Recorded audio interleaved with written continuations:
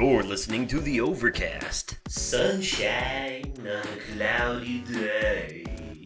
Part of the Oversoul Gaming channel.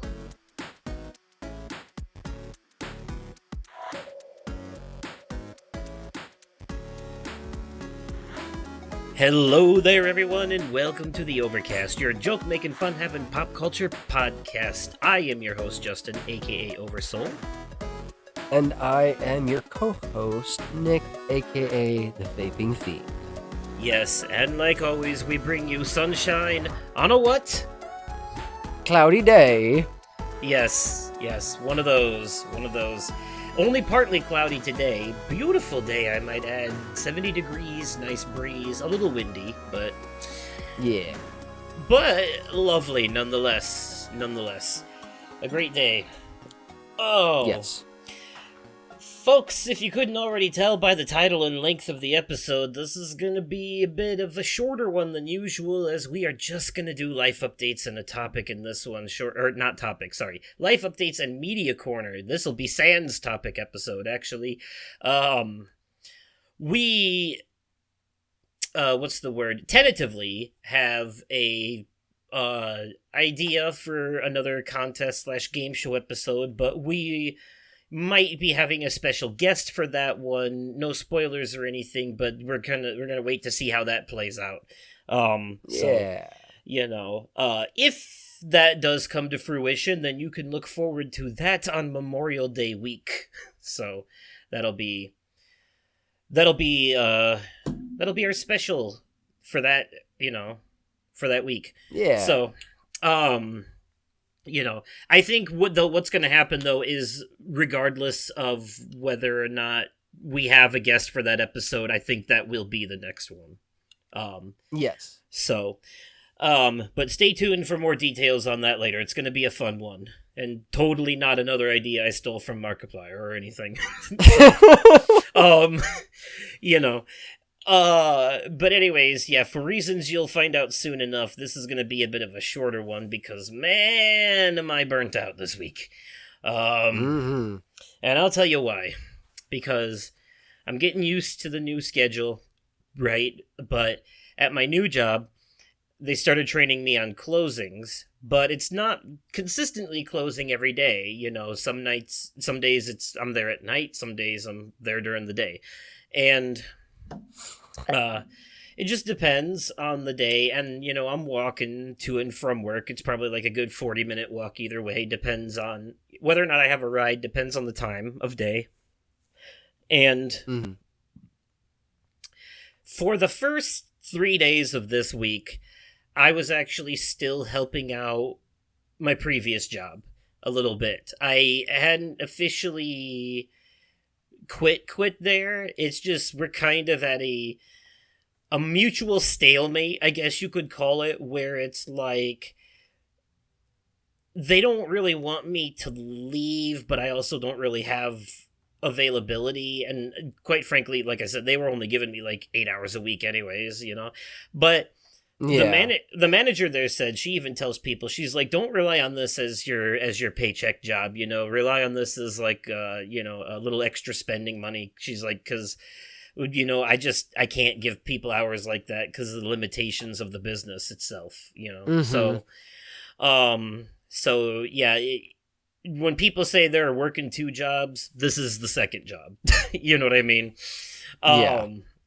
So technically, I'm still working there. I'm just sort of a on-call guy for occasional help, so to speak. So for the first 3 days this week, they were going through a big remodeling, and they needed people to come help with stuff from like early in the morning before the store opened, from like 6 a.m. till 10 a.m. And so fuck that. Whoa, yeah, man. Yeah, That's... so okay. I did that on those days. And Monday, it was fine because I didn't have to go to the new job. I was, so I just kind of went home and enjoyed the rest of my day. But Tuesday, I went straight from that to the new job, and then Wednesday I went from that to home for a little while, because because I had a lot of free time in between the two things, so I took a bit of a nap and then woke up later and went to the new job. So Okay. and that because that was walking there back and forth 40 minutes either way twice that day too.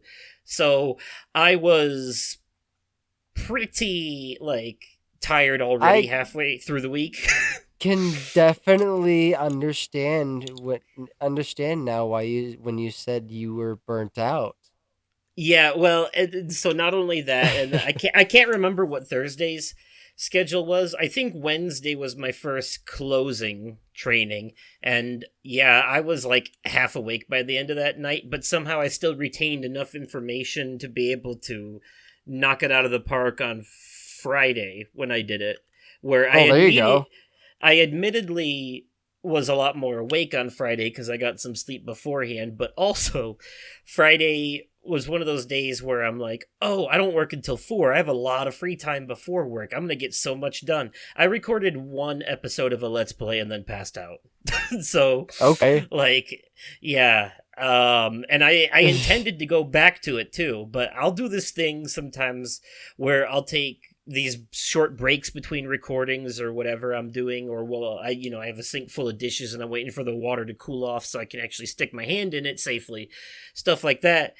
And I'll get to playing with the cat or something and then just fucking pass out on the couch or on the bed or whatever. And it's not intentional, but sometimes my body and my mind will fight each other on this, where my body will be like, man, that bed looks really inviting, and my brain's like, no, things must be done. Sleep is a waste of time. Plenty of time to sleep when you're dead, you lazy fuck. Go do shit.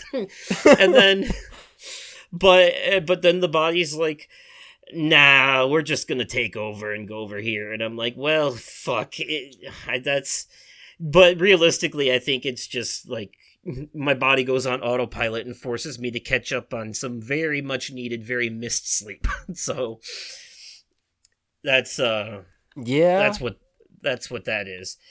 Mhm. Once I get used to this new schedule, it'll go, back into, I'll be back to normal. It's just been an adjustment period for this week. This week in particular was kind of hellish because of the earlier stuff, but and today I only worked, what was it, 10 to 2? That's not a long shift at all. If you work between 11 and 3 at this particular place, the time will go by super fast, because from 11:30 to 12 or 11:30 to 1 is probably the busiest time of day. So okay. Dinner gets busy too, but I've noticed the nights, even the other night was a Friday and it got busy. I'm not surprised. These types of places tend to be quite busy on the weekends, but even then, it was still nothing compared to the Vietnam flashbacks I get from Taco Bell. Right. Because that was just something else, I tell you what. But you showed me how busy that Taco Bell gets. So yes, did you see how long their line was compared to ours? I don't envy you, sir. You don't envy the old me. The new me's living it up. That you're not wrong. I don't envy. I don't envy that Taco Bell. I can't lie. Even with all the burnout going on, I'm still in pretty good spirits these days. Not a whole lot going on. There are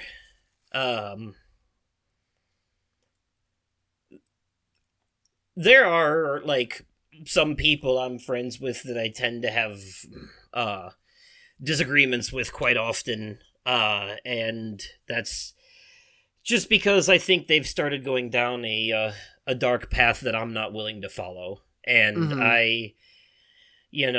I wish them the best in their endeavors, but like I've started putting distance between me and people like that because I just can't handle that toxicity, and I don't need that in my life. Right. Doesn't mean we're not friends. It just means that like I'm gonna start keeping people at arm's length if they're gonna start acting that way. Because that's what's best for me. There are just certain in my motto is there's no tolerance for intolerance. I won't I won't deal with it. Right. Yeah. So yeah, and I'm also a firm believer that while I do think conspiracy theories can be fun, I think that sometimes they are, more often than not, they are very dangerous and they spread misinformation and cause people to become collectively stupider. So yes, once people start going down that rabbit hole, I usually tend to like cringe and slowly slink away in the background. You know what I mean? Yeah. Yeah, like that Homer Simpson meme where he just disappears into the bush. So I've had a few situations like that, which I'm not going to get into, but you know what I'm talking about because we've talked about it. Yes. But but like that doesn't disturb my peace. It's more of a them problem, than a me problem. Yeah. And or as the kids say, it sounds like an ish you, not an ish me. Right. Yes. I love that one. I like that one a lot. But outside of that, though, everything's going quite well. I'm actually pretty content with and competent at, and don't hate the new job. So I think that's going well.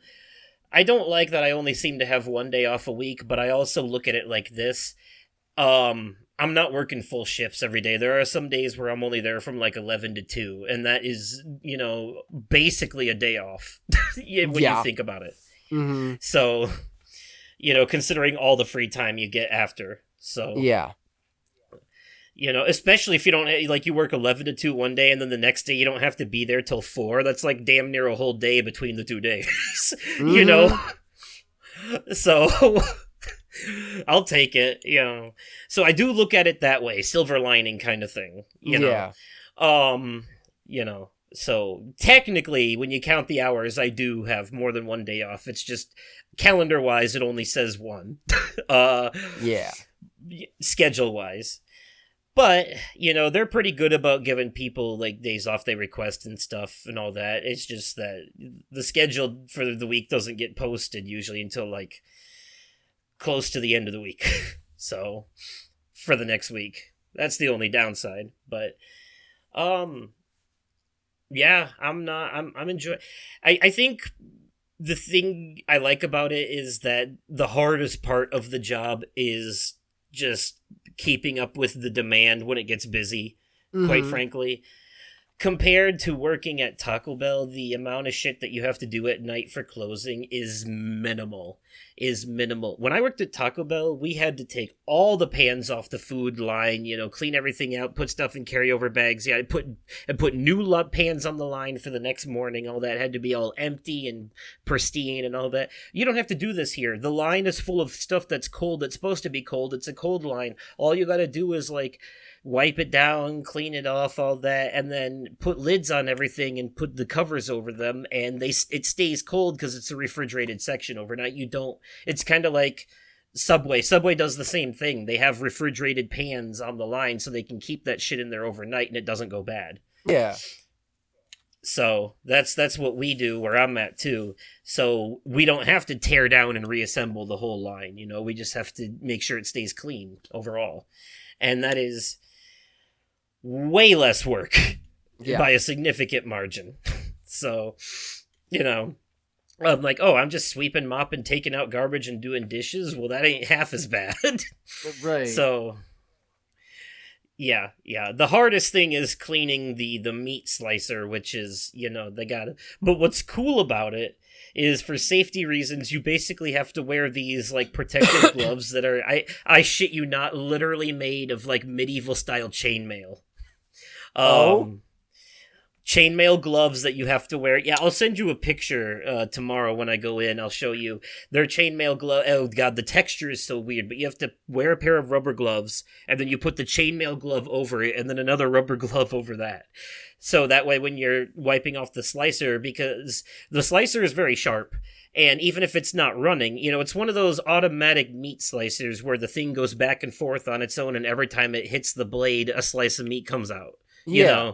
And the blade is a big circular spinning blade that's going around in a circle as the meat hits. So it's so when you're cleaning that, even if it's off and stuff, the blade itself is sharp enough. You have to turn the knob so the blade goes all the way in and stuff too. But people have still cut themselves just wiping it off. So, Jeez. Yeah. So you gotta wear the chainmail gloves so you don't cut yourself. Yeah, that's what chainmail was designed for, to prevent piercings from blades. So Yeah. so I mean, that's pretty cool. I'm like, oh, we're getting all medieval up in this bitch. Okay. Yeah, it's a weird thing to be fascinated by, but it is what it is. No. Yeah. I get it. Uh Yeah, and they're very lax at this job too. Like, as long as you are doing what you're supposed to do, you can be like, everybody's wearing, if they're not wearing a headset, like usually there's managers wearing a headset for drive-through and the person in drive-through wearing a headset. But people on the food line, they can wear earbuds and listen to their podcast, their music, whatever they want. I've seen people on the food line put their phone up on the stand and watch whole ass shows while they're working. Oh shit. Okay. And to be fair, Taco Bell was like that too when I worked there. They didn't give a shit about that over there either, especially if you were in the back doing dishes, Yeah. But like they were like when I worked over there, we were blasting our own music. Like, we'd bring in a Bluetooth speaker and play. And guess what? They do that here too. The other night I was cleaning, and one of the employees is the daughter of one of the managers. I think they work together a lot, and they're just sitting there blasting Disney songs all night. Nice. So yeah, so it's fun, and even at its most stressful, it's an absolute cakewalk compared to everything else I've done out here so far. Nice. So, and I don't know if that's either by comparison or if I, in general, am just more at peace now and just not as bothered as much anymore as I was by the other thing, the shit I was in the past, Fair enough, yeah. That can happen too. After a while, it gets to it. Everyone's having an existential midlife crisis in their 30s now, and I think I've hit that point where I just stop giving a shit about most things unless it really matters. Fair enough. Yeah, like I enjoy my peace. Now I've finally become that get off my lawn old man, like I'm there already. Like, back in my day, we had Courage the Cowardly Dog, not this Teen Titans Go bullshit. Yeah. And also outside of that, still talking to and hanging out online with Sky, playing Resident Evil and stuff, and that's been very good for peace of mind and stuff too. Nice. Even though Very nice. we're not, we're not in a relationship or anything, we're just at a very, very close friendship that is damn near that, but not that. You know what I mean? It's one of those friendships. And it's, it has the potential to be there eventually, but we're not rushing anything because we're happy with where things are now and don't want to complicate it yet. Right, yeah. But that's, we're moving at a steady pace intentionally because, we've both been through a lot of shit as far as that stuff goes, and this is one of those things that now it's like, well, you have to be 100% sure before going there. So we're playing the long and slow game on this one. Mm-hmm. And it's pretty much, if if it never goes that route, I think we're both gonna still be very happy. Yeah. You know, like we're very happy with where we are now. So if it just stays here and never goes that route, that's still fine. Yeah. You know, like that's still, it's close enough. You know what I mean? It's like we're talking pretty much every day at this point. Nice. So and yeah, it's just been a lot of great conversation. It's been nice to talk to someone who actually understands you, Yeah. gets you in the way that you need to be understood, Some people claim to understand, but then show through their actions that they don't. And, she's really good at showing both through words and actions that she definitely gets it and understands, everything that I deal with, and vice versa. So, in the way that it needs to be understood, not in like the faux sympathy stuff, like, oh, I'm so sorry to hear that, just like the social courtesy way of it. Like, this is true, like, Avatar level I see you understanding. You know what I mean. It's a neurodivergency thing. Yep. So yeah, so that's what's going on with me. Pretty much all sunshine and rainbows, but with a lot of sleep. I've had, like, it's irritating that I don't have any free time and I'm falling behind on the YouTube stuff, but when you add that to, the old job and the new job, I'm technically doing like 3 things here. Right, yeah. Even today after work, I stopped by the old job for like an hour to help them with some garbage, so. There you go.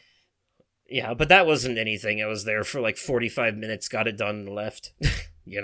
Fair. So, just a little extra pocket change. Yeah. So, yeah, which is nice. Save up for the holidays, I suppose. Right. So, yeah, so everything's going quite well, and hopefully I can balance my free time out soon, because I got some cleaning and shit I'm way behind on that needs to get done. But outside of that, no complaints really. How's it going with you? Well, last Saturday at work, I had a bit of a mishap. Oh? Yeah. So basically, a mishap, he says. It was a kerfuffle. It was a kerfuffle. Yeah, no. He said a bit of an oopsie daisy. So, basically, they've got me in my normal truck that they have me on Saturdays. Got my counterpart helping stack boxes onto the wall there.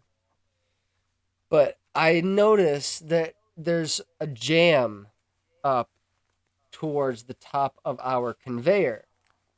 So, with how fast things are coming down, there were packages falling off the side of both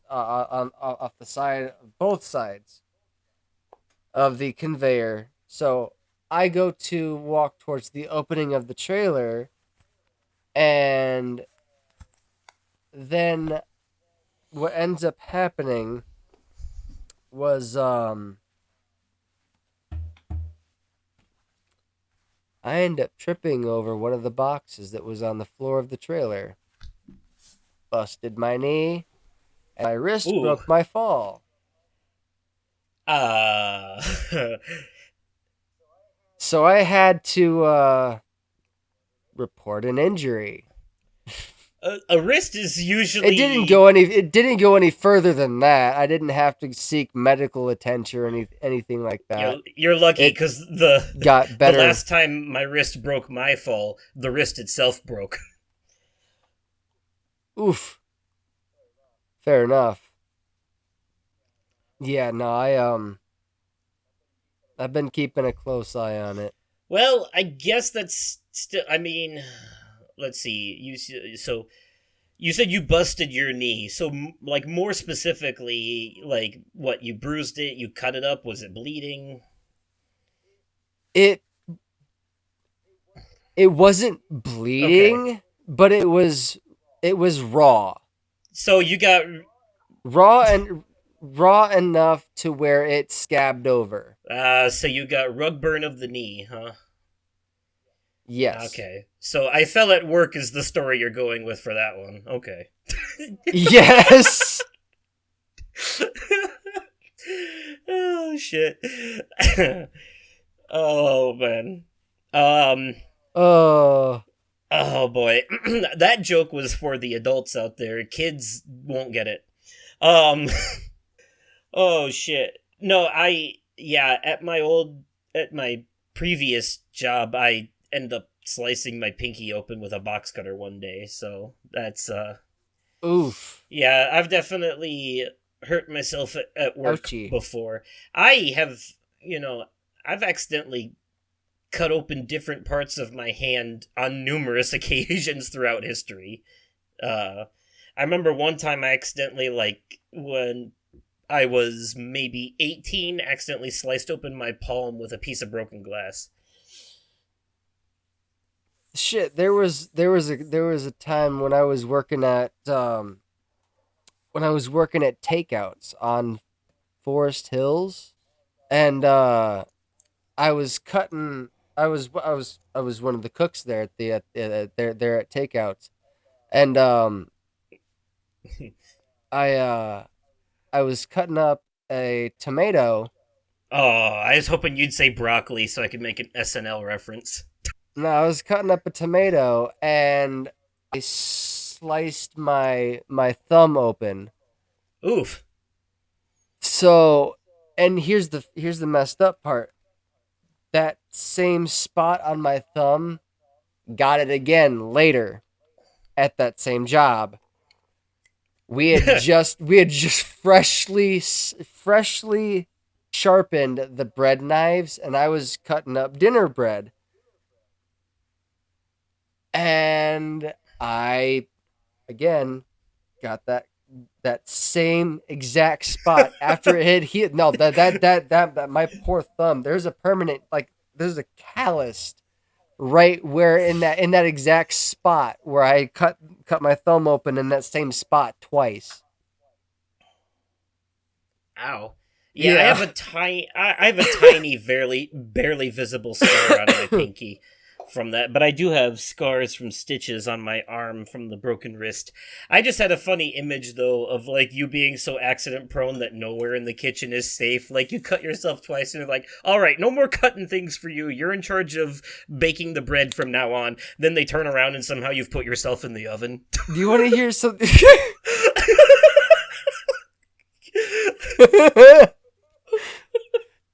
Dude, so you want to hear what my boss did to fix the first time I cut myself?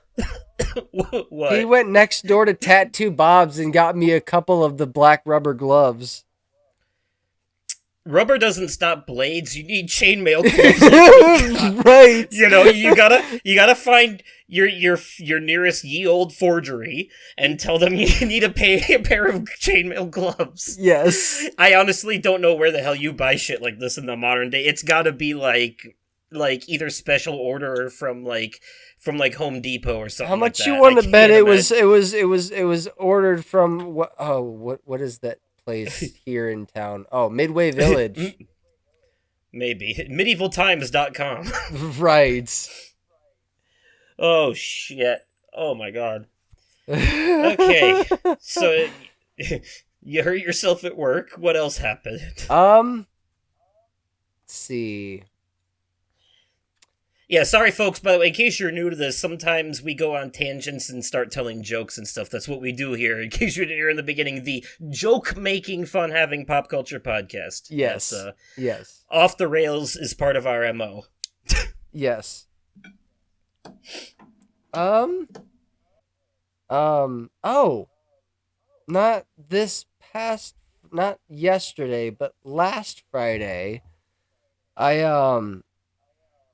I took my daughter to the Carlson Ice Arena and her to see her big sister perform in the spring ice show. So I got Oh, we went out to that. It was actually really interesting. And there was a group of skaters who skated to Hawaiian roller coaster ride from Lilo and Stitch, and there was a single skater who did a skate formation to um How Far I'll Go from Moana. oh, It was a nice. in fact, I have the program right here in front of me. It was the Fun in the Sun 2024 Spring Ice Show, hosted by the Carlson Ice Arena, presented by the Rockford Park District. Huh. Yeah. It's funny how often Lilo and Stitch and Moana seem to go hand in hand, but like I get it, Mm-hmm. islands, beaches, Hawaii, you know. Oh yeah. No, Okay. it was interesting. And I ran into somebody that I haven't seen in a long, long time. Yeah. They long time friend of the family, but I saw my preschool teacher and her son. My mom, my dad, and my brother used to go over to their house all the time, growing up, over the summers, because they had a pool in their backyard, and they just we she just became a close friend of the family after, she was my preschool teacher. She was my brother's preschool teacher, and again for kindergarten. So there's that. Wow. Yeah, Well, she's been teaching for a while then.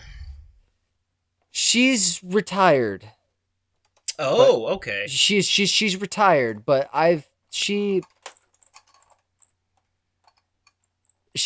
reckoned she saw my daughter, and she's like, she looks just like you when you were her age. Yep. Yep, you'll hear that a lot. I'm like, you're not wrong. Yeah, well, good memory on that teacher then. Sounds like a Yeah. well deserved retirement too. Mm-hmm. That's crazy though that after all these years she still recognizes you because nobody looks now like they did when they were a kid, you know? Right. Yeah. No, well, she also came to my son's memorial service when he passed in 2017. Ah, oh Like I wow. said, she's been a longtime friend of the family. Wow. Yeah.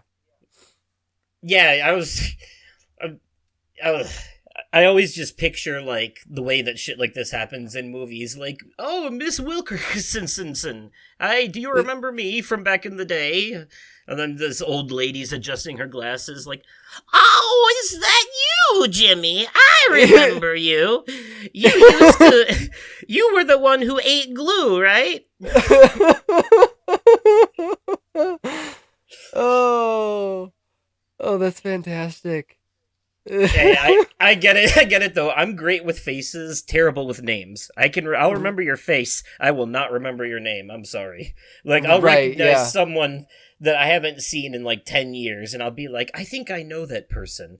Or at the very least like I see people in public sometimes that like I feel like I recognize and I'm like No, I'm like, why do they look familiar? I'm like, it had to have been I saw them like on a dating app or something a few years ago, or some shit like Mm-hmm. that. You know, Yeah.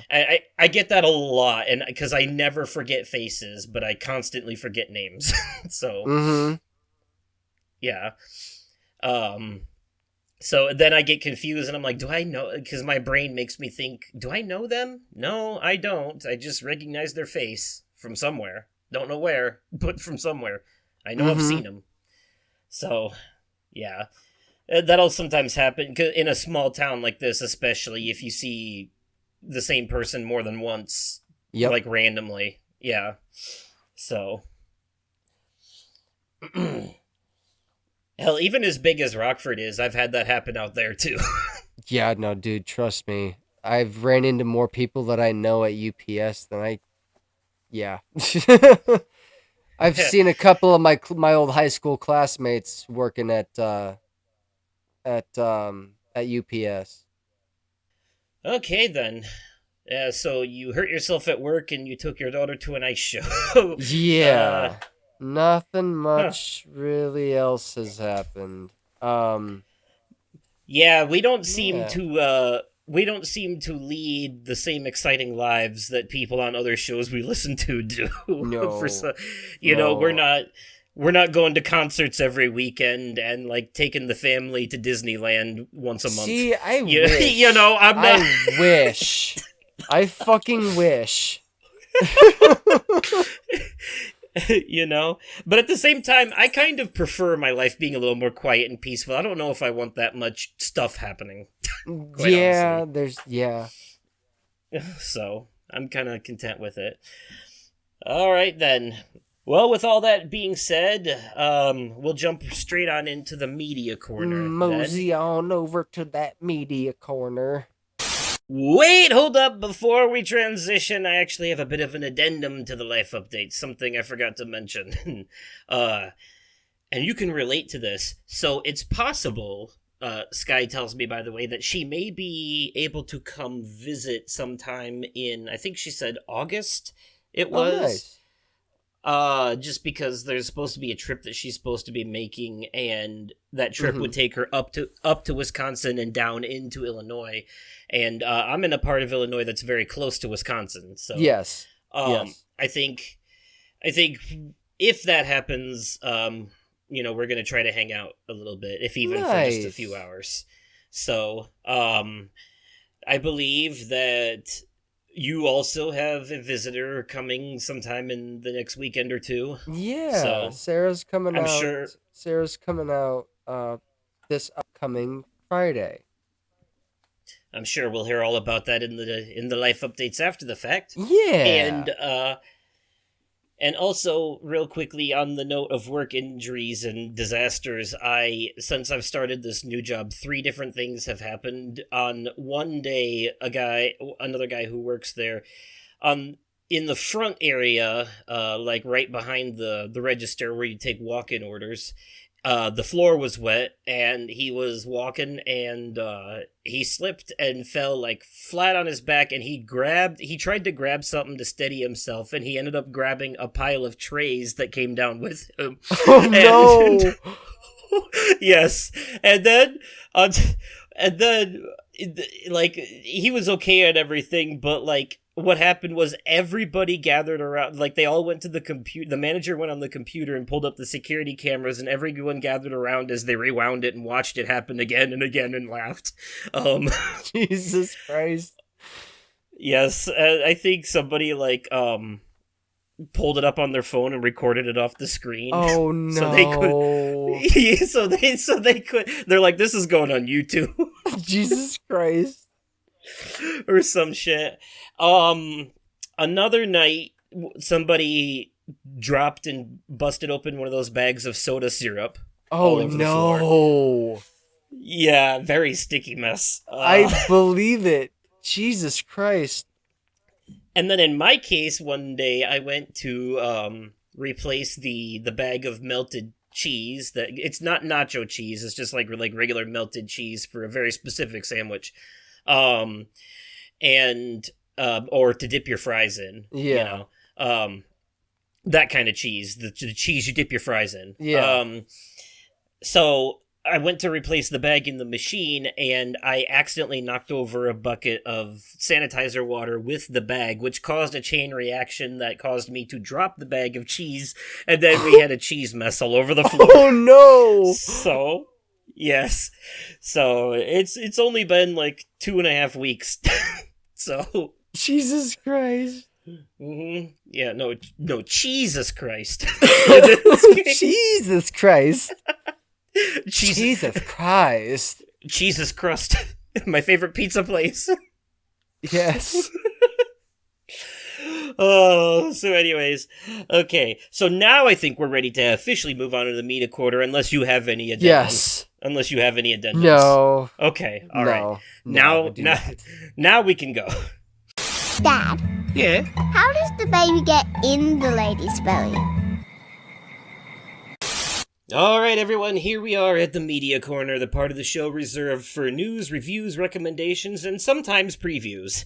And in this case, I believe we both have one of the three big uns, news, review, and recommendation each. So, Nick is going to go first this time. Take us away, why don't you? Yes.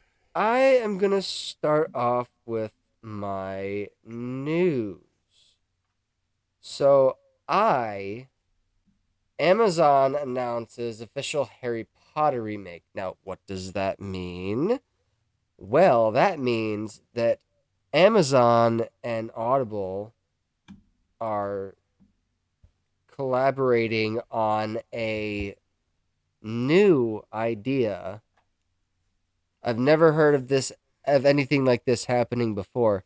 So basically what they're doing is they're doing a audiobook version of all 7 Harry Potter books with a full ensemble cast. So it's not just going to be one person reading these books. They're going to have an entire cast. It's like one person for each character. I think this is a really cool idea. So the announcement, the official announcement reads as follows. Sonorous Pottermore Publishing and Audible have today announced a huge feat in audio storytelling coming soon, with all 7 Harry Potter books set to be retold with a full ensemble cast using spellbinding innovations in audio production. Huh. Yeah. This is some exciting stuff. I do feel the need to point out, though, that you said Amazon and Audible were collaborating. I'm pretty sure they're the same company. That's a fair point. Yeah. Amazon owns Audible. So that's kind of like saying Sony and Naughty Dog are collaborating. Well, I mean, you know, it's Pottermore Publishing and Audible are collaborating. Okay, there you go. There you go.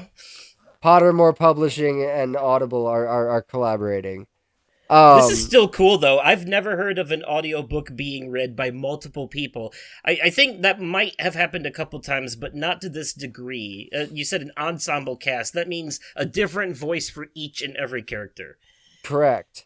I like this idea. I have an Audible subscription, but I'm currently on a promotion. When that promotion runs out, I'm canceling it. But when these audiobooks come out, I'm renewing my shit.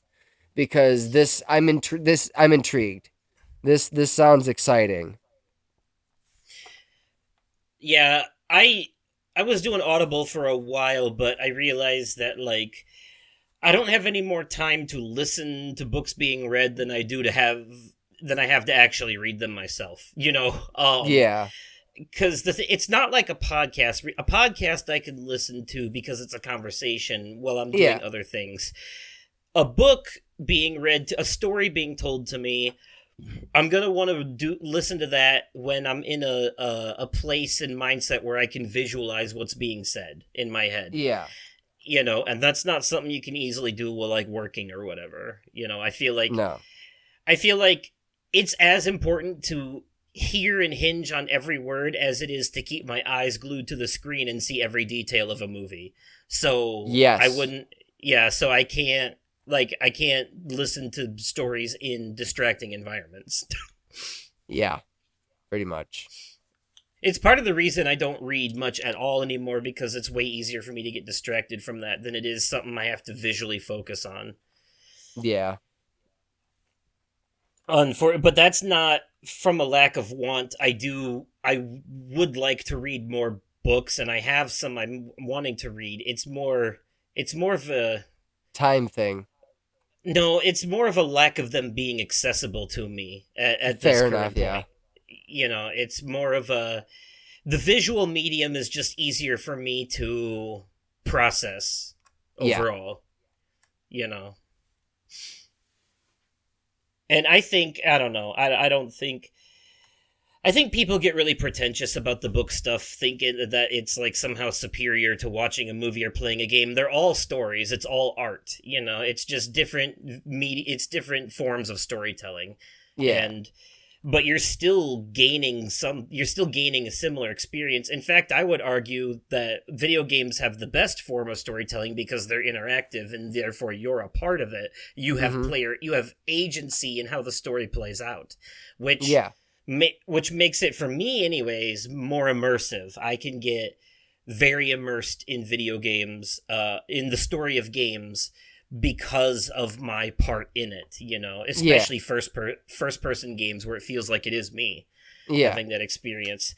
Books are just sometimes harder for, you know, like I talk about distractible a lot. You know, Mark's friend Bob on that show, he has aphantasia, which means he's literally incapable of visualizing things in his head. He sees nothing. It's just pure blackness. It's a disability that's very rare, but he literally can't. So books for him are like, unless they're like informative books, like, you know, how to be a dad kind of shit, fantasy books, like, he has to watch movies. He has to have the visual because he can't visualize it in his head. He's literally incapable. You know, damn. So books don't work for him, you know. So he can't even visualize memories in his head, like his own memories, you know, like that. He said the best he can do is like a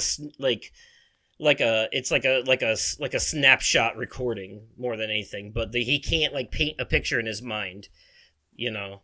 Damn. Like, he thinks of apple, he closes his eyes and he sees darkness. He doesn't see an apple, but he knows what an apple looks like. It's just right, not, you know, yeah. It just doesn't.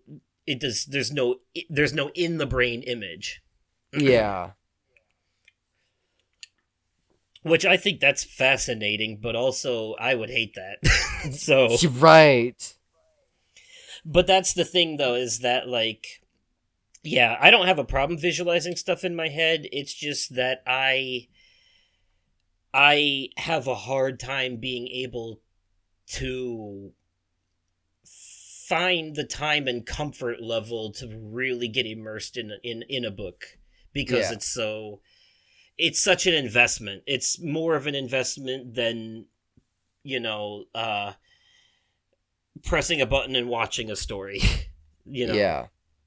Sometimes it is more effort, and I know that sounds lazy, but it really is a disability thing. I honest, in my case, more than anything. Mm-hmm. And it's, you know, I've read a lot of books, and I wish I could read more now, but it's actually gotten harder as I've gotten older rather than easier. Right.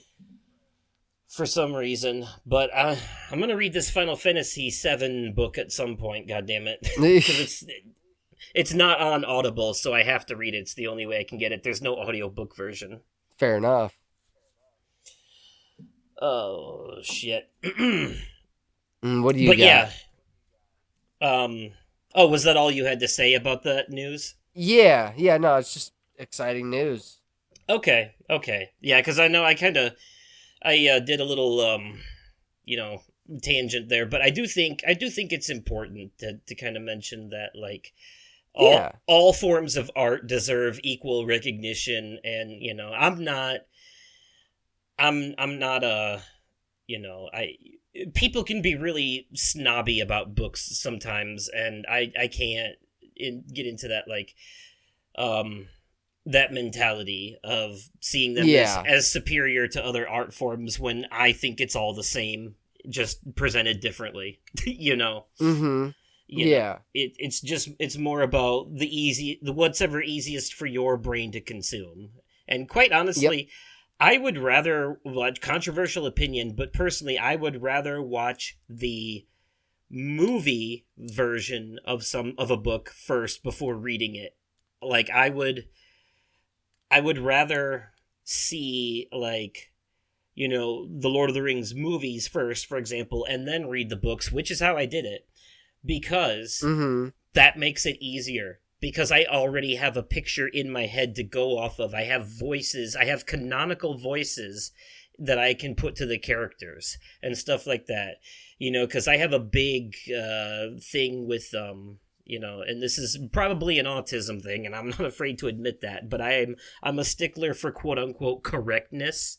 So Mm-hmm. whatever is canonically correct, and I completely dismiss headcanon in favor of whatever the creator says is. so Mm-hmm. so having voices and images already given to me from the movie versions or TV versions or whatever that I can then visualize from memory instead of having to create my own image while I'm reading, it helps streamline the experience for me and makes it more accessible. So I almost always watch adaptations before reading what they adapted. Mm-hmm. I know that's the blasphemous backwards ass way to do it, but I don't care either. That's just Right. it's how I prefer to, and I'm of the CinemaSins mindset too. When you're judging a movie, the books don't actually matter. I think the books and movies should be judged separately from each other. So Yes. not compared. I think they should be, Right. for the most part. It depends on how far off left field they go, but Right. Exactly. So, okay. Well, what do I have? Oh, a recommendation. That's what I'm going to start with. Yes, it was the first thing in my mind. So, on the subject of things that we can listen to, that's a good segue. I have a podcast recommendation. It's called, Okay. I shit you not, they went as intentionally lazy as they possibly could with this, but it's called the Seth Meyers and Lonely Island Podcast. Okay. So it stars late night talk show host Seth Meyers, of course, and the cast of The Lonely Island: Andy Samberg, Yorma Taccone, and Akiva Shafir. And for those who don't know, The Lonely Island is a comedy rap group that they do. Their whole shtick is that they're making fun of what they're doing. They have gone on record as saying that they think parody rap and comedy rap is actually terrible, but that's why they do it. It's, even though it's well produced, it's quite obvious that they don't take it serious. Yeah. The whole thing is basically like a satire of itself in a way. And so, they are also the masterminds behind the Pop Star Never Stop Stopping mockumentary movie that was a parody of the Justin Bieber Never Say Never movie. Okay. And it is hilarious. Oh, if you've never seen Pop Star, you have to. Not only is the entire soundtrack Lonely Island songs that they made for the movie, but it's got all kinds of celebrity cameos. It's presented like an actual documentary, and Andy plays this character called Connor for Real, where he breaks off from his old band, I forgot what they were called, the Something Boys, with the other two Lonely Island members, and then has a solo career and becomes a real dickhead. And it's hilarious. It's like, I own it on Blu-ray. It's one of my favorite movies. I'll have to show it to you sometime. Or Okay. I'll give you my Vudu login so you can watch it on there, because it is. I think, isn't it? That should be available to stream somewhere. Maybe I'll look into it and let you know. Otherwise, I own it. So that's easy. But anyways, the other thing about what the thing that makes these four people on this podcast particularly interesting is that they were all on Saturday Night Live at the same time. Seth Meyers started off as a cast member / writer for the show before he became Pop Stars on Hulu. Yes. Okay, watch it. You need to watch that. Seriously. It's literally The Lonely Island, the movie, but, none of it's true. It's all a big joke movie, but you know what I mean? But it's got actual celebrities in it, and former SNL members, too, like Chris Redd plays a rapper on there. It's got Maya Rudolph, she's in there at one point. Okay. I want to say Bill Hader's in there, Justin Timberlake's in there. Yeah, they're all. It's a funny ass movie. Like anybody who's a fan of The Lonely Island or like the stuff they used to do on SNL, that movie's for you. Okay. So, anyways, Seth Meyers and the cast of The Lonely Island, they were all on SNL at the same time. Seth Meyers was a writer / cast member, but he wasn't in a lot of skits. Eventually, he became a host on the Weekend Update. It was Tina Fey and Amy Poehler at one point, and then Tina left, and it was just Seth and Amy, and then Amy left, and it was just Seth. For a while. You may remember that when Bill Hader did his Stefan character, he would flirt with Seth a lot. Stefan. He was so funny. So Seth Meyers was on the show during the Stefan era, a lot. Yes. And that was so you may remember Andy Samberg was also a cast member. He was well known for his Nicolas Cage and Mark Wahlberg impressions and that's always high being praise. Like the doofus anti-comedy Andy character, every time. Like Andy's characters are he's like the human version of the anti-joke chicken meme from years ago, where it's like yes. Him killing the joke is what makes it funny, Yes. It's that, like, awkward humor, like awkward, nerdy dork humor. Yes. And that's what I like about Andy. And so, he's like that on Brooklyn Nine-Nine, too. Yeah, he's just got that dork energy, and I love that about him. And so he was a cast member and a writer, and Yorma and Akiva, the other members of The Lonely Island, were both writers at the time. And this podcast is about them going back, in each episode of the podcast, they go back and look at different skits and digital shorts that they wrote and or starred in. And they talk a lot about like Lonely Island songs that they did. Like so far they're like 4 or 5 episodes in, and they've already covered Lazy Sunday and Natalie's Rap, which were both on the first Lonely Island album. Okay. And Lazy Sunday was the one they did with Chris Parnell when they were talking about they were rapping about just going to see the new Narnia movie. Yes. And they're like, it's the chronic Knolls of Narnia. Yeah. And then Natalie's Rap is the one with Natalie Portman just rapping extremely filthy, like Little Kim style. Like, yes. You remember that one? Uh-huh. Yeah, so they talked about that. Well, that's why I like this podcast, because they say that was intentional. They said that, like, how that came to be was they were in the writer's room and Natalie came up to them and she was like, she had the idea of doing this. She was like, hey guys, I want to do something like that, and then she just started spitting filthy Little Kim verses, and they were like, wow, no one ever expected that from you, the princess of Tatooine or what, Naboo or whatever, okay. It's like, and so they're like, this language coming from Natalie Portman's mouth is funny. That's why we're gonna do it.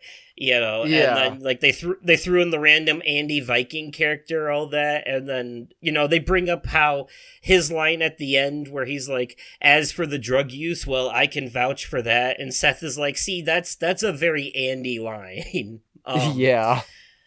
But they get deep into it, and they're not afraid to be honest. This is one of those podcasts where they curse and stuff too, and they talk about how like some of the stuff behind the scenes wasn't always pretty. They talked about how, like, they got told to change up one thing one time and it kind of pissed them off and stuff like that. So it's very enlightening. And in the most recent episode, they had voice audio messages from Will Forte and Bill Hader that they spliced in, talking about their memories of a particular skit. It was from an episode that Steve Martin hosted where they did a surfer skit that to this day Steve Martin famously says is like the worst thing he's ever done. Jesus. Okay. Yeah, so, and they talk about that on the show too. It's hilarious. So yeah, that's the Seth Meyers and Lonely Island podcast, which technically is basically a behind the scenes documentary podcast of what it was like to work on SNL in the early aughts, more or less. I have an side tangent, because there's a podcast that I discovered as well, called, what was it? I think it's called The Office Girls, and it's two of the cast members from the Americanized version of The Office, basically going back and doing basically behind the scenes of what it was like to be on the set of The Office.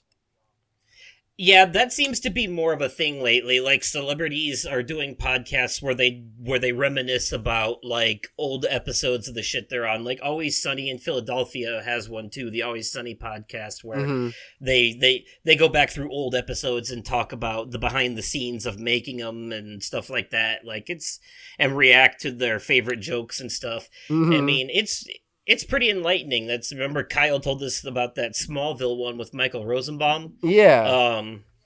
Yeah, so, that's a pretty big thing that seems to happen a lot now, but I cannot more strongly recommend the Seth Meyers and Lonely Island podcast, because it's funny, for one thing, because you got like four comedians on there going back and forth and bantering. And then you get like a very eye-opening behind-the-scenes look of what it was actually like to work at SNL when they were there. The process of writing, what some of the hosts were like behind the scenes, shit like that. I remember they said famously, when they did the Natalie's Rap digital short, it came on like as one of the last skits right before the second musical performance. So the band that night, because the rap was so well received, they felt a bit like intimidated, and they were like, how are we supposed to follow that? Right. I think it was the Foo Fighters or Fallout Boy. No, it was Fallout Boy. They said. Okay. Yeah. Yeah, it was the Natalie Portman Fallout Boy episode that season. Okay. So yeah, this shit's definitely worth listening to, because you get to hear not only about famous Lonely Island songs that they did on SNL, but you also get to hear about other skits and digital shorts that they did before that. Like, they did one that was just a commercial parody about lettuce. For some reason, it was just like the whole commercial was just people just biting into giant heads of lettuce. Okay.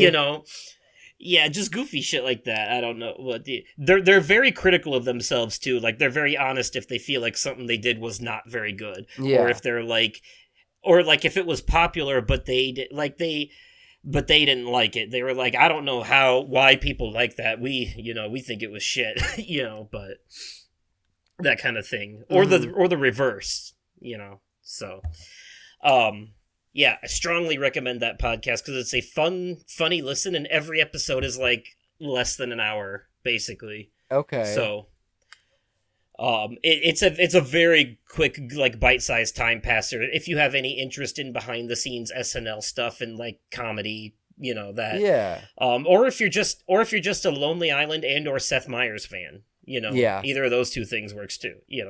All the above. Yeah. So, all right, what else you got for us? I have a review. I recently watched a horror movie called Night Swim. Now, I know this is something that a movie that you said that you wanted to get in, you wanted to watch too. I don't. Yeah, I haven't watched it yet. Okay, so I'll tread lightly, because yes, I mean, you don't have to tread super lightly in my case. I'm my view on spoilers is that if you're not giving me any important plot details, not revealing anything that happens that would like ruin a surprise ending or something like that, gotcha. like So not too many specifics, but like, the gist of it is fine. the pool is haunted, Yeah. but there's I this is a movie that does it's really good about doing the show don't tell. So there's not really much I can say. Right. So there every time someone would get into the pool, I found myself just being like, don't, just knowing what was going to happen.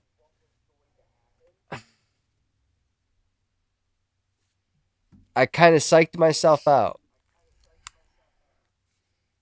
every fucking time. Some But no, there were plenty of jump scares, and my mom had texted me, "Are you okay?" I'm like, "No, I'm watching a horror movie." She's like, "Oh, okay." Of course. Like, I don't. Let me rephrase. I don't jump scare a lot anymore when it comes to horror movies. This one, this one got me good. Okay. I mean, I don't know if that exactly raises my expectations, though, because I actually find relying too much on jump scares to be extremely lazy and bad horror. So, a basically a family moves into a new home, unaware that the dark secret from the house's past will unleash a malevolent force in the backyard pool. Right. Yeah, I saw the trailer for this, and my immediate worry was more along the lines of how much can you really do with a movie about a haunted pool? Like, it sounds very, You'd very be cookie. surprised. It's not B movie ish at all. No, Not by any means. not B movie, but more like cookie cutter. Because I mean, B movie isn't an insult. That depends on, because sometimes it's an intentional style. Like the VHS movies are very like popular, but they're intentionally B movies. Um, This on IMDb, it's categorized as a supernatural horror thriller. yeah. So when I say cookie cutter, what I mean is that it's basically a copy pasted plot from every other horror movie. I That's don't. This is. I've never seen this done before. This is something. This is something new, fresh. This is a new, fresh idea. I've never seen anything like it before. It was good. You've I would never have seen a to. movie where a family moves into a haunted house before. I mean, Oh, I've I seen know a it's the pool here, movie where but it's the pool the every anything. So it's not just. I'm guessing that there might be some different stuff done around it that helps. Because I was gonna Yeah. say Yes, there is. the pool I'd itself is have. just a stand-in for the typical. It's still the basic premise is still the same as every other haunted house movie. I would give it an 8 out of 10. Okay. Yeah, because the reviews I'm seeing on IMDb are very mixed. The average rating overall seems to be a 4. But I the, give it an 8. but there are reviews as low as 1 and reviews as high as like 7 on here. So it's Yeah. definitely mixed, like very mixed. But it seems to be more negative than positive, which does worry me a bit. But also, you got to remember, I'm like very my standards for horror movies now are very, very high, and if they're the formulaic and by the numbers horror movies don't do as much for me anymore. The kinds with like predictable plots and relying too much on jump scares and shit like that. I feel like I need more these days. But I do plan on watching this because the fact that it has mixed reviews tells me that this is one I'm definitely going to have to form my own opinion on. Cuz you definitely need to form your own opinion on it for sure. I'm just going to temper my expectations going in. I mean, I've been surprised before. Like I was genuinely surprised by how much I actually enjoyed that Please Don't Destroy the Treasure Foggy Mountain movie, because I was expecting it to be stupid beyond all reason. But right. And it kind of was, but in the way that's entertaining. So okay, I'm gonna give this a watch, though. One of the things let me ask you this. One of the complaints I've heard is that most of the cast of this movie seems to be a bunch of unknowns who are new to this, and it kind of affects their acting isn't great or believable for the most part. Seems to be one of I didn't recognize any faces. But I'm asking if the acting itself was any good. Oh, absolutely. It was good. Hell yeah. Okay.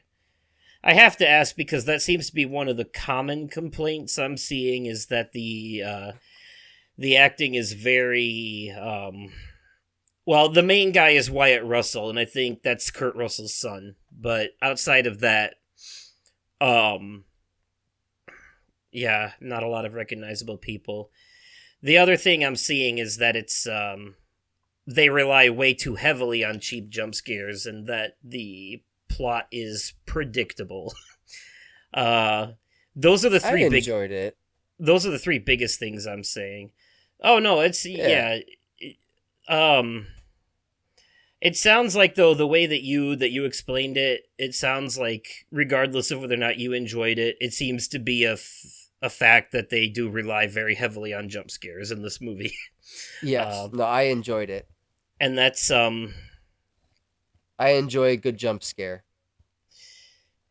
Yeah. Well, I enjoy a good jump scare. That's true. I don't enjoy cheap jump scares, and I don't enjoy movies using them as a crutch and relying too heavily on them. If it's just nothing but jump scares, that's just lazy. That's just a lazy cover up to cover up your bad writing. Yeah. I think if you write a good story, you can rely on atmosphere alone to scare people. Look at how Insidious did it until the ending. That's a good way to do it. Yeah. Talk to Me managed to be one of the scariest movies I've ever seen with hardly any jump scares. Because it was all atmosphere. It was all the fear of the unknown and the tension building and the mystery. Is just good writing. Best for me, the best horror comes from good writing. Jump scares will more often than not piss me off if they're not done well. And so if you're gonna rely on jump scares these days, you better do it right and you better do it good. Otherwise, you're just being lazy, in my opinion. True. Yeah. I mean, it's not to say people can't enjoy jump scares, but I hold these movies to a higher standard than that. I think that's scraping the bottom of the barrel to get cheap scares out of the audience, and that's the adrenaline rush will trick people into thinking they had a better time than they did. Sometimes. I wonder how I will like it, though. It's on my list. It's on my list of things to watch, for sure. Good. Yes. Okay. So I have a review too, then, and this is for a small indie game that came out recently called Open Roads. And this is very straightforward experience. It is a narrative adventure game about a mother and daughter that are going on a road trip to basically investigate a family secret, I guess you could say, is the best way to put it. Her mother, or the grandmother, passed away, and they're going through her old stuff, and they find some interesting diary entries that kind of leads them on a little bit of a journey. And, the dad is gone, the mom and dad divorced. He decided to chase a life of becoming a professional gambler or some shit. And they, the mom and daughter are a little bit estranged and have been since the dad left. So throughout this game, you play as the daughter, and there's dialogue options that happen that can kind of change the relationship between the mother and daughter throughout the game. They can, they can stay estranged and be jerks to each other, or they can grow closer throughout the adventure, stuff like that. So that's most of the gameplay is basically, they're having conversations and you are choosing dialogue options to respond to them. But when it's not cutscenes like that, the game goes into first person and you're kind of walking around, exploring environments, interacting with stuff, and unlocking more dialogue. And the game isn't hard to figure out because it's literally as simple as interact with everything in the environment until the scene moves forward, basically. Right. And I love the art style because the environment is all like computer generated graphics with a little bit of cell shading, your typical video game looking environment. But then the characters themselves during cutscenes look like they're drawn completely with colored pencil. And they stand out among the more computer animated backgrounds.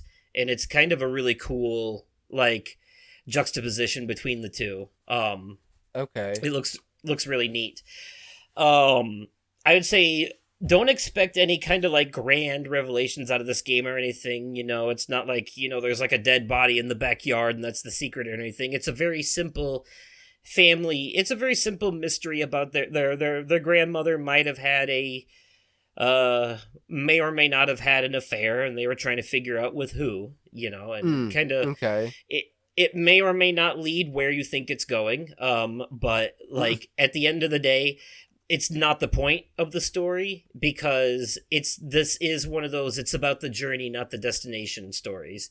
And this, at its core, is really about the relationship between the mother and daughter and how that grows throughout the events of the game rather than the answers they're looking for. It's about how the journey brings them closer more than anything. And the daughter is played by Caitlin Dever and the mom is played by Carrie Russell. And they're basically the only two characters in the game that are voiced besides the mom's sister, August, who I can't remember she's played by, but you only hear her over the phone once. The only other two characters in the game are the dad and best friend, who you exclusively text a couple times throughout the game, and that's it. You never actually hear or talk to them. So, the game is only 3 hours long. And it's extremely easy to earn every trophy and or achievement for the people who hunt those. You don't really have to go out of your way for anything. There's just, you have to make sure you interact with everything, and you'll get them all. Yeah, and it doesn't take long to beat, and it's basically just, exploring, interacting with stuff and reading stuff and then talking to your mom and choosing dialogue options and responses. You could beat the game in the length of time it takes to watch a Marvel movie at this point. So, right. Especially if you don't interact with everything, you just kind of speed through the main objectives. It'll be even faster. So, overall, though, the game itself, there's nothing wrong with it. I like it.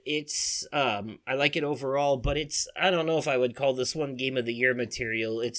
There's not a lot there. It's good, but it's not it doesn't stand out among the crowd. It just kind of exists, and for that reason, I'm afraid I'm going to have to give it only a 7.5 out of 10. Not because of anything it does wrong, but just because of the lack of anything else that it does more than what it does. if that makes any sense. I mean, it's good. There's not really any problems with it. It's just that it's just kind of like it's there, and then you finish it, and then it's not, and then it's like, okay, well, that was a neat little experience. That was like a little appetizer, but I do think people should check it out. I do think it's a fun little experience, and it's got a great story and character development and art style and all that, but there's just not a whole lot to it. It's very simple. It's a very simple experience, it kind of. And at the end of the day, I know it's not going to appeal to everyone because it really does feel like you're playing through a like a family drama movie, sort of, in a lot of ways, like a comedy drama, like that one with Seth Rogen and I can't remember who the older actress was. Helen Mirren, was that who it was? I don't know, but Guilt Trip. Yeah. Guilt Trip, yeah. Yeah, kind of like that, Okay. So, yeah, I would say like a 7.5, maybe even an 8. But that's not it's not bad. It's just not a lot. It just kind of is. It's Yeah. Yeah.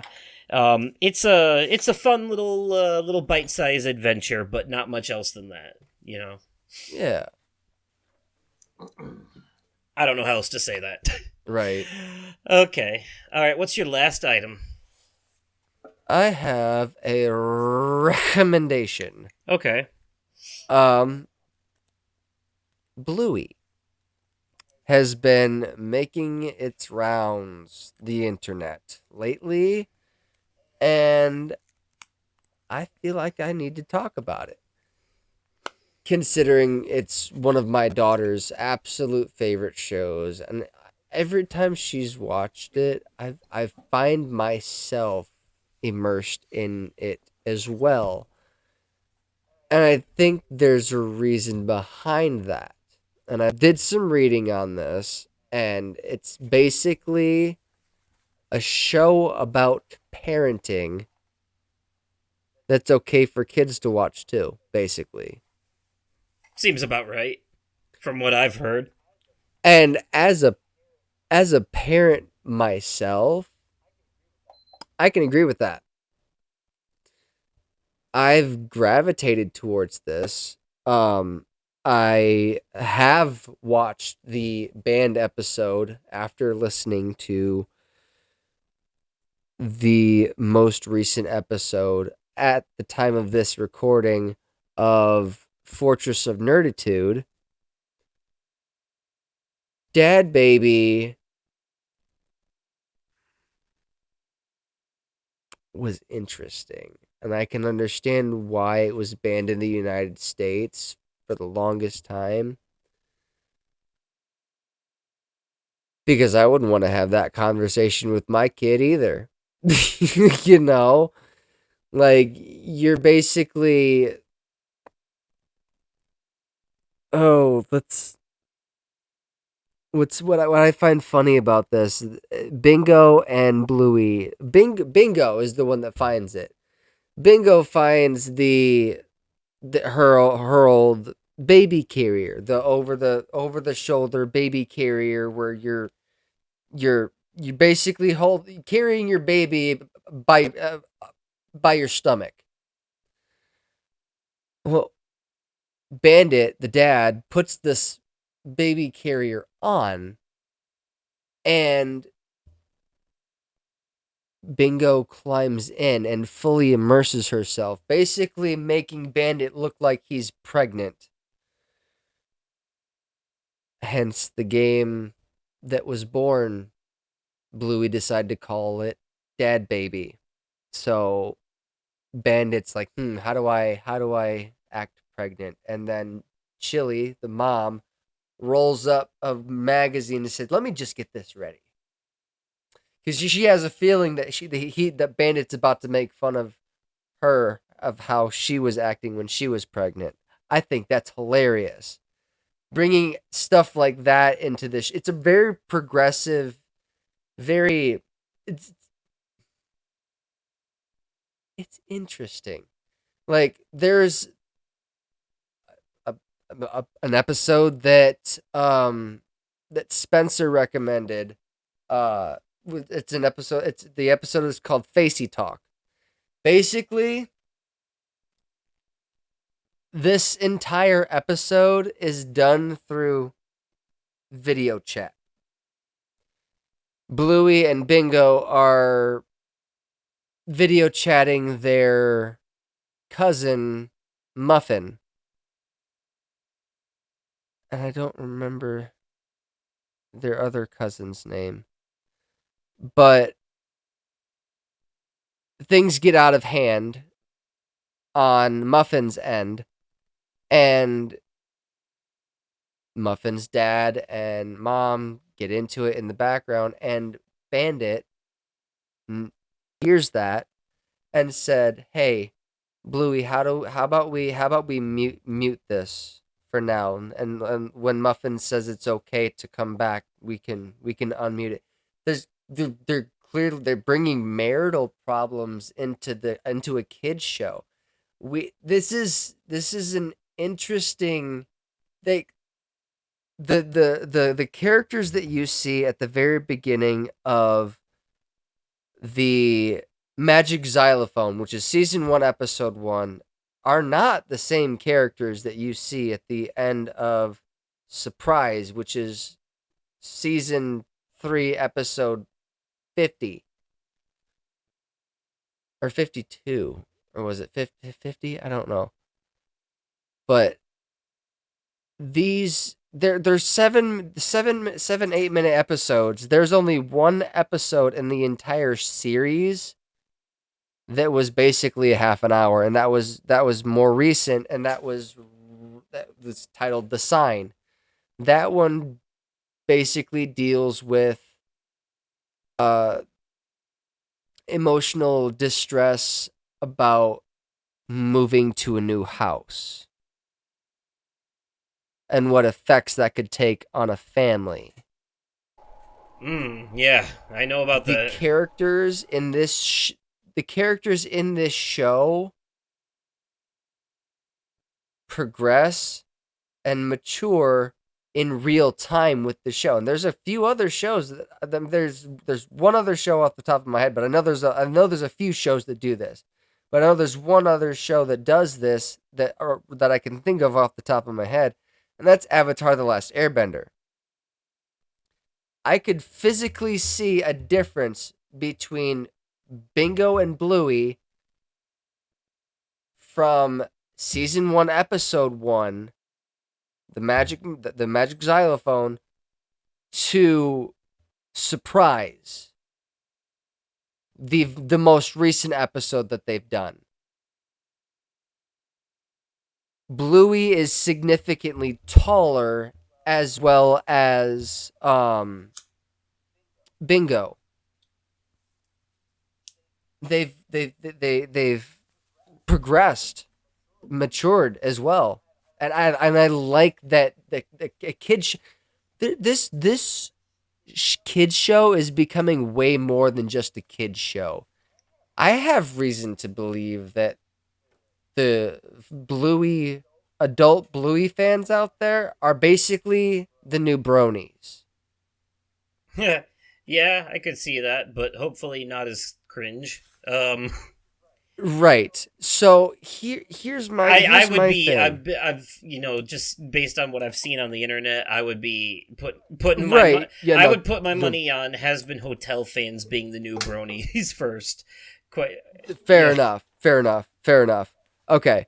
So like I said, this show has a bigger fan base than what most people realize.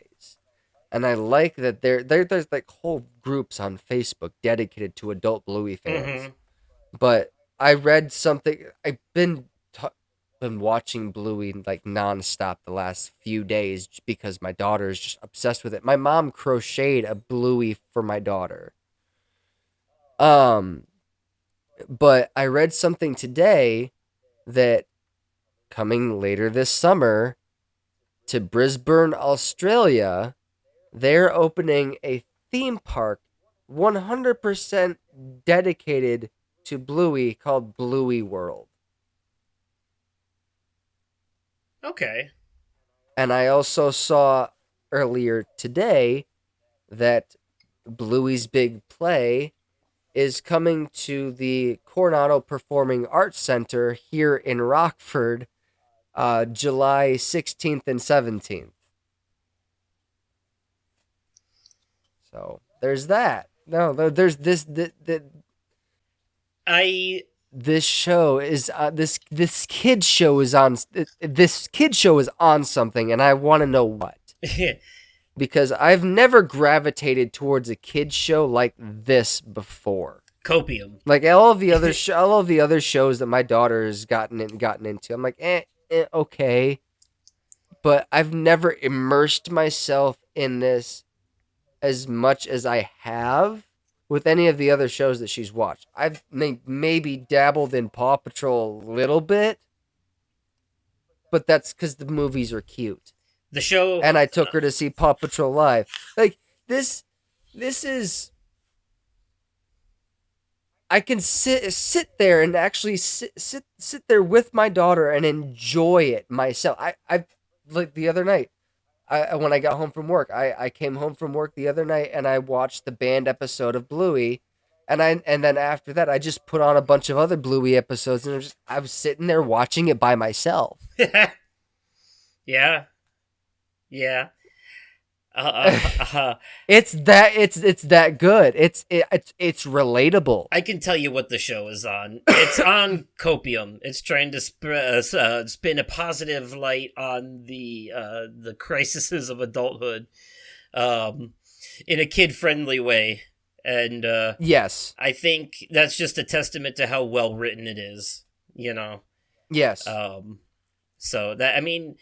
But see, I would say it's comparable to Inside Out in that fashion, as that's a Disney movie I find relatable to everybody, and I think that, like, if out of all the Pixar movies out there, I think Inside Out has the potential to be the most franchisable, because not only can you do sequels with Riley as she goes out through different periods of her life, teenage puberty, early adulthood, shit like that, and how that affects each of differently, but you could also do other people too. You could follow other characters,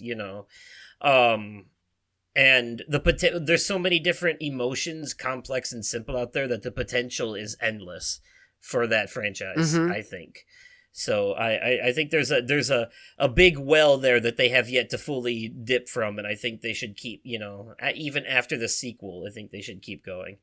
I appreciate stuff like that. I know that's a bit of a side thing, like with the Office, Office podcast you mentioned earlier, but yeah, I also have to say, I also have to say, and I'm sitting here thinking the whole time as you're telling me all this, man, this guy was afraid to quote unquote spoil something from what I can only imagine is a horror movie that follows the same formulaic horror movie plotline as every other ghost movie of its caliber, but you're gonna tell me the entire Bluey lore. Like, bro, this is some mad details. Like let me not spoil this paint by numbers horror movie, but let me tell you what happens in every episode of Bluey. It's a kid's show. Fair enough. It's a kid's show, and I honestly, and let me tell you though, unless that horror movie has some highly unpredictable plot twist, I could probably put money on telling you pretty much, after all the horror movies I've watched throughout the years, I can pretty much tell you exactly how it's gonna go with the family moving into the house and the creepy shit starts happening slowly. The ghosts, fuck with them a little bit the first couple of nights before they fully reveal themselves and go all ham and shit. The ghosts probably look like corpses, and, there's, 1,000 jump scares. I know how this goes. I've seen these movies. I guess you'll just have to find out for yourself. I will. I am going to watch it. I am going to watch it, but I'm gonna be mad if I'm right. Is what I'm saying.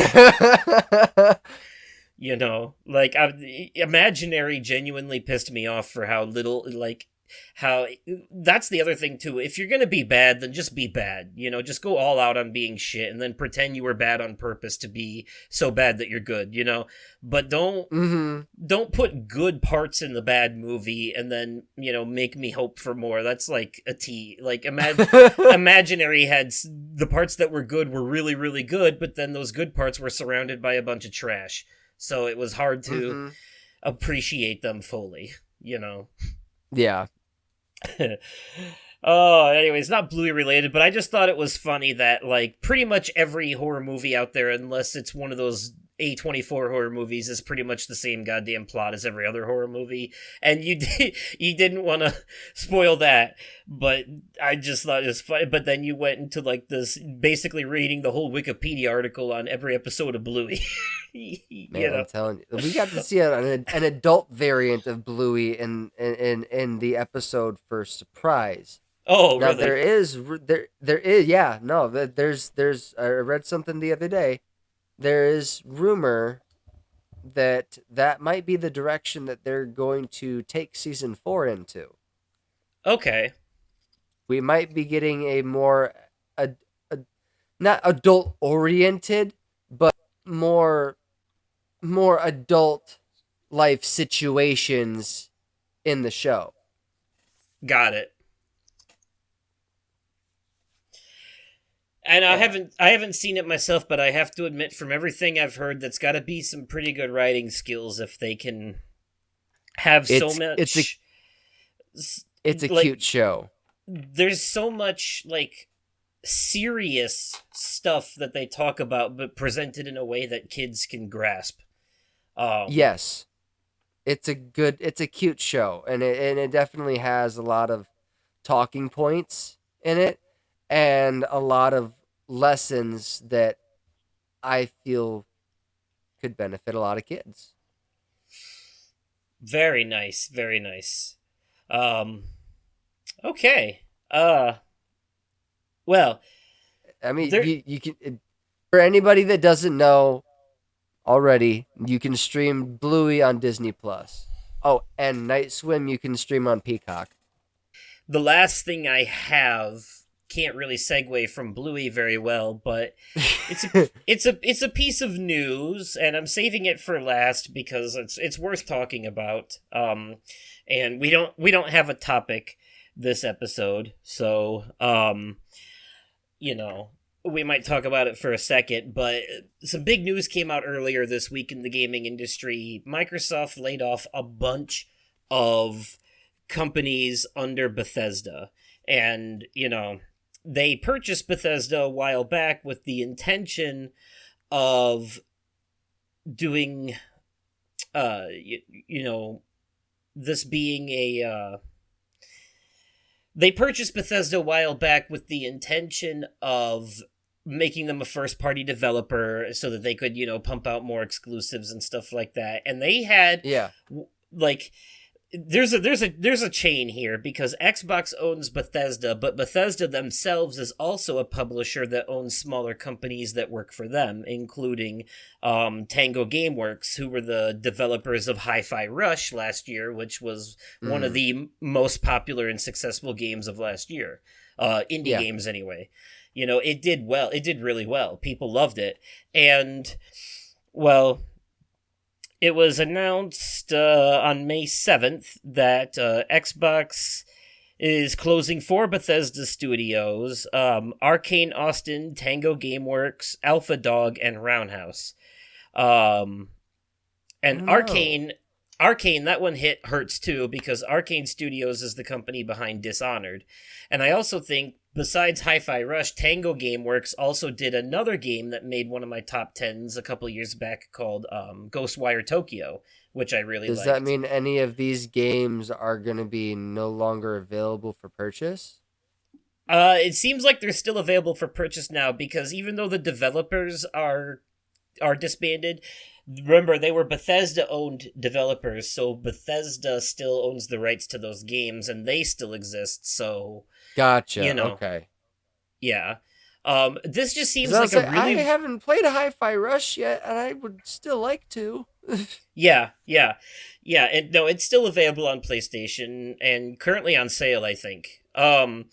Okay. The uh yeah, it just, and like I there's this is problematic for a lot of reasons, but one, this just continues to feed into the video game industry is going through major layoffs a lot recently, like it's been a big problem, and it's not looking good for the industry or the future of it, because it's killing a lot of enthusiasm, which in turn will kill creativity.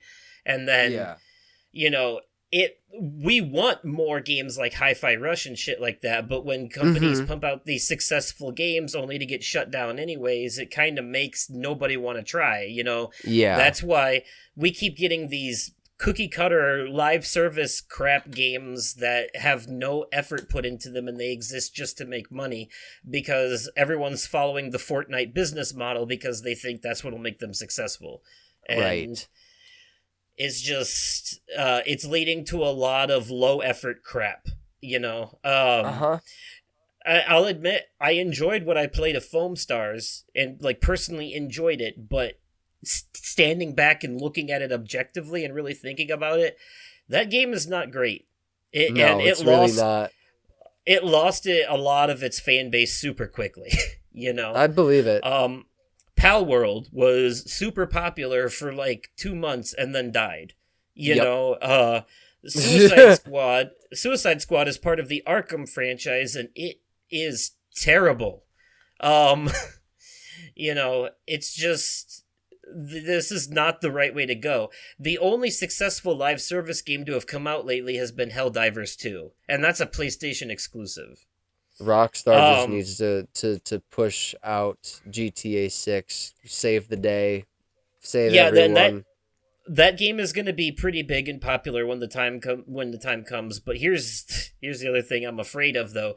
They've shown their hand with GTA 5 in terms of how they don't mind shoving microtransactions down people's throats, and with the way the industry is going right now, I'm worried about them taking advantage of that in the next game and hiding a bunch of content behind paywalls and shit. You know, this is just Yeah. like, you know, it's kind of like them using AI art in movies. It doesn't always affect the quality of it, but when it's done, it needs to be called attention to, because it's unethical and needs to stop. You know. Yeah. So, and the way that this shit's going, like Dragon's Dogma 2 had microtransactions that don't affect the gameplay really at all whatsoever, but the fact that they're there still is kind of a problem, and they shouldn't Yeah. be. You know, because it takes advantage of people with no patience. The people that are like, oh, I don't have the time to, you know, actually play the RPG the way it was intended to be and grind for levels and shit, so I'm just gonna buy shortcuts. You know, back in the day, they called those cheat codes, and they were part of the game already. You know Yep. what I mean? You know, and now you have to pay for that shit, and it's so not okay. And No. so all these constant layoffs of these objectively good companies that don't deserve this, that are getting, you know, closed down, it's going to kill creativity in the industry. It's going to make other developers not want to even try to be different and innovative, especially when they know that now that video games are expensive, a lot of consumers are too skeptical to try new things, because they're like, oh, well, that's $70, and if I don't like it, then I'm out that money. You know, like, it's so when people want remakes and sequels, everyone complains about nothing but remakes and sequels, but yet that's the only thing anyone will buy. Anytime Yeah. a developer tries a new idea, everyone's like, I don't know about that,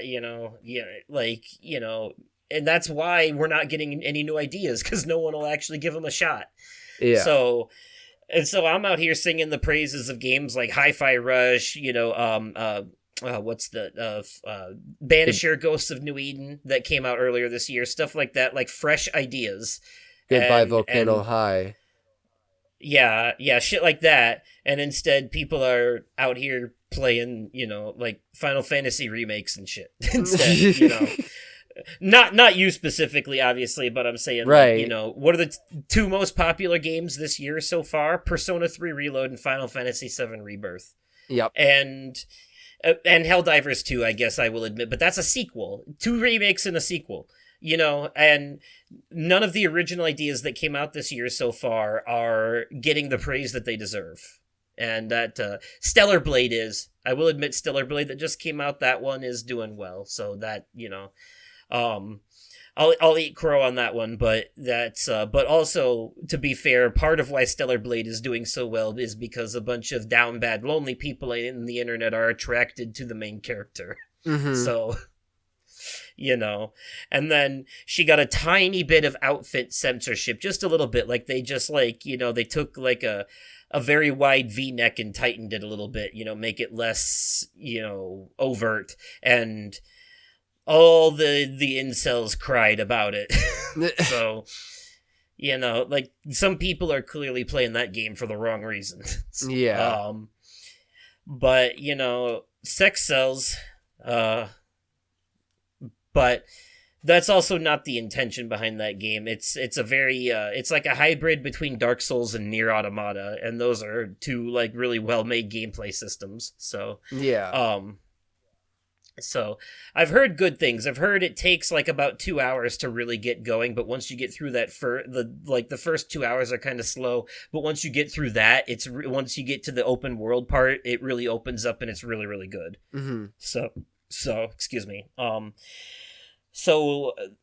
the other reason that this layoff shit is problematic is because it, not only because it's, killing creativity in the industry and all that, but like it's, and it's not just Xbox that's done it. EA, Sony, they've done a bunch of layoffs recently too. Mm-hmm. But this one makes no sense in particular because it comes right off, like, one of the companies they shut down just released a very successful game. And that particular part makes no sense to me. And I think that for Xbox specifically, this is putting writing on the wall that they might be getting ready to close up shop on the console business, because Phil Spencer himself has gone on record as saying, as if Game Pass can't, start, making more money by the fiscal 2025 year, that they may just get out of the console game entirely and just focus on software, like Windows. Damn. And only making games for other platforms. But he's also said that he's wanted Xbox to merge with PlayStation and Nintendo for a while too. Like, he wants to put Game Pass on other systems and shit. So, okay. I think basically, to put it in a metaphor, Xbox wants to unalive themselves and then ascend as a spirit that haunts other systems. Okay. You know how many Xbox gamers aren't going to be happy about that? Yeah, they've already been unhappy about the rumor. Xbox gamers lost their shit when they announced that 5 Xbox exclusives were coming to PlayStation. No, 4. One of them being Hi-Fi Rush. It was Pentiment, Hi-Fi Rush, Sea of Thieves, and something else I forget. But you know what? The more the... Yeah, this also makes me worry because, like, the Indiana Jones game that they showed off recently was supposed to be made by Arcane Studios, the developers behind Dishonored. Uh-huh. And, like, if they're shut down now, then who the fuck is making that? Right. Because I'd still want to see that. Yeah. So yeah, there's a lot going on here, and I think that Xbox is shooting themselves in the foot. I worry. Also, their big like exclusive this year, Hellblade 2, is like less than a week away from coming out. Not less than a week, less than 2 weeks from coming out. And like I don't know, this just feels like a terrible thing to like the industry is lit up over this. Like there's not many people who think this is like the moment this news was announced, everyone was like, the fuck is wrong with them? Why did they do this? And what irritates everyone even more is that the current president of Microsoft, not Phil Spencer, but someone else, she got up she did an interview with Game Informer and basically gave a bunch of corporate speak non-answers to people's concerns over this. Jesus. Like the pretty straight answer for the most part, but not the answer people wanted to hear for the first question. But when they were asked about shutting down Tango Gameworks after Hi-Fi Rush was successful, they completely glossed over answering that with one of your typical, non-answers. And I hate when people do that shit, because if I was the interviewer, I would be like, well, that's nice, but it's not the question I asked, is it? Right. I would call them out on that shit instead of just moving on. Yeah. Be like, so how do you feel about strawberries? Well, you see, the thing is about fruit. Fruit is good for you, and I think everybody should eat fruit. And overall, I think, every fruit has its place in the world. That's their answer. And I'd be like, okay, cool. I'm glad, but that's not what I fucking asked, was it? I asked how you felt about strawberries specifically. Answer the goddamn question. Right. I hate that roundabout BS gaslighting bullshit that they do. So it's not a good look for Xbox right now. It's not a good look for the industry as a whole, all these layoffs and shit. It's getting really out of hand, and it's starting to genuinely piss people off. A lot of the journalists and gaming podcasts that I follow and listen to have been reporting on this shit left and right, and they have some very strong opinions on it. So I felt like that was worth talking about because it's crazy, and now I feel like they're going to have to do major damage control at their Summer Game Fest conference on June 9th. Yes. Because of this. Yes. So I'll be excited to see what they have, and yeah, folks, if you listen to our show since the beginning, we'll be covering Summer Game Fest again this year. Yes. After all the conferences have come out. So, not only that, but there's rumors that PlayStation's going to sneak theirs in at the end of this month beforehand instead of after, like last year, and that we might see Resident Evil 9 there. And Nintendo said that they will be announcing their next console, the successor to the Switch, sometime before April of 2025, but it won't be during Summer Game Fest because they're going to focus on the present first. Yeah. But within the next fiscal year, and it's about time because it's been 7 years, so we'll be getting a new Nintendo console soon. Yes. I also feel like if rumors are correct, we can probably expect a mid-season console refresh for the PlayStation and Xbox sometime this holiday season. This is obviously just a rumor, so it's not true, but like if history repeats itself, we might be seeing a PS5 Pro or something along those lines either this year or next year. So, just like they did the PS4, because we've already technically got a PS5 Slim. Because I noticed the only difference really though is that the OG PS5 comes with that like turnable black base you can set it on, and the PS5 Slim is able to stand vertically on its own, and horizontally it has these two little plastic legs you attach to it that it keeps it propped up. Okay. If you set it horizontally. Okay. Yep. So it's different. But I'll be interested in seeing if they do a mid-season refresh. Or it's been 4 years, and the console lifespan is about 6 to 8 years. Yep. So if they're gonna do a PS5 PS5 Pro or any shit like that, now's Yep. the time, Sure is. Especially because I think video games are finally starting to hit the point where the technology of the games is beyond what these systems, like, we're at a stalemate here. So the next step, and we've pretty much hit the pinnacle of graphics anyway, so the next step is being able to maintain the highest resolution and frame rate at the same time instead of picking one or the other, and I think that's going to take an upgrade for them to be able to do.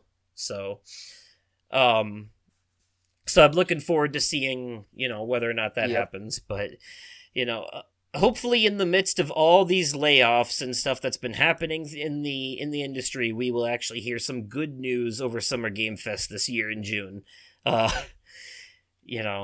Hopefully they'll give us some nice surprises to look forward to, and that will brighten our spirits on what is otherwise a pretty dark cloud hanging over the gaming industry right now. So, I can't imagine most people in the industry are going into SGF with much enthusiasm this year. So, unfortunately, but hopefully the presentation is still enough to get us hyped. Fingers crossed. The official SGF show will be on June 7th this year, by the way, followed by Day of the Devs, and then I know there's a Wholesome Game show on the 8th, and then there's the Xbox on the 9th. I don't know anything else, though, so far. That's all they got. So, we haven't heard anything from EA or Ubisoft or PlayStation or Nintendo on their official showtimes. Okay. So, yet. But, all right, folks, well, that's all we had for you this episode. No official topic, but I did save that last piece of news for last because I figured it would make a good talking point, at least for a little bit. But, yes, this is a short and sweet, sweet episode. Nonetheless. Bite size. Yeah. Yeah. Yes. A nice little quickie. So... We'll be back to normal in the next one with a full-on topic, which, if things go according to plan, should be a fun little game that time. So, all right. Well, thank you all so much for listening. If you are on YouTube, remember to leave a comment with your thoughts, and, you can click that like button. You can also write into me at podcastoversoul@gmail.com, or you can find me on Twitter at Oversoul53 and message me over there as well. You can find me over on Twitter at The Vaping Fiend, as well as TikTok at The Vaping Fiend. And you can find us here at the Overcast on, Apple Podcasts, Spotify, the YouTubes. Where else are we? All kinds of places. It's not Google Podcast anymore because they're about to shut down.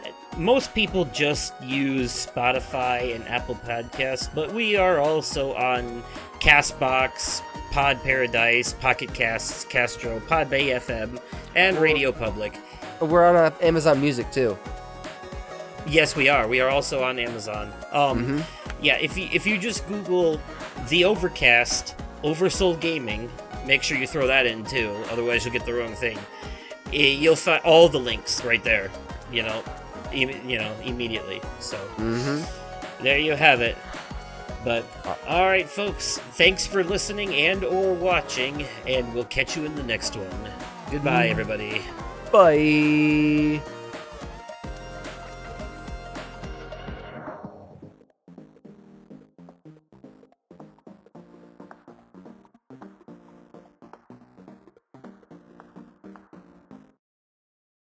Most of the managers around there, for the most part, turn a blind eye to the occasional snacking. Like, sometimes there's the one guy who works on the food line who will occasionally, he'll pull out like a big piece of leaf lettuce and put some ranch on it and just eat it. Okay. And he's like, "What? It's a salad."